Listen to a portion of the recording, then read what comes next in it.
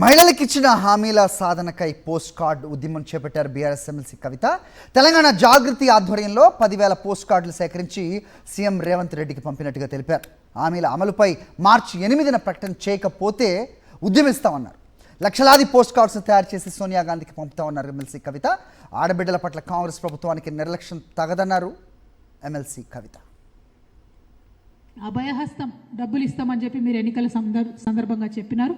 అభయహస్తం డబ్బుల్ని కూడా వెంటనే రిలీజ్ చేయాలని చెప్పి కూడా మేము ఈ సందర్భంగా డిమాండ్ చేస్తూ ఉన్నాం. ఏముంటుందండి, ఆడబిడ్డలకు బతుకు బాగుండాలి, భద్రతతో కూడినటువంటి బతుకు ఉండాలని మేము అనుకుంటాం. కానీ ఈ రాష్ట్రంలో 20% పైచిలకు క్రైమ్ పెరిగిందని మీ యొక్క డీజీపీ గారే రిపోర్ట్ రిలీజ్ చేసి చెప్పారు.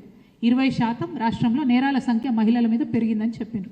మరి ఆ విషయంలో ప్రభుత్వం ఏం చేస్తున్నది? ఇంతవరకు ప్రభుత్వం ఎందుకు కనీసం రివ్యూ చేయలేదు? గౌరవ ముఖ్యమంత్రి గారి కోసమని కేవలం మా జాగృతి కార్యకర్తలై మాత్రమే ఒక 10,000 పోస్ట్ కార్డులు ఇవాళ తయారు చేసుకోవడం జరిగింది.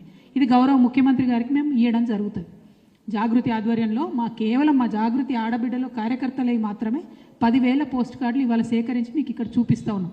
మీరు మార్చి 8 నాడు 2,500 ఇస్తున్నామని ప్రకటించకపోతే ఈ 10,000 ఆడబిడ్డలం తెలంగాణలో ఉన్న 10,000 గ్రామాలకు పోతాం.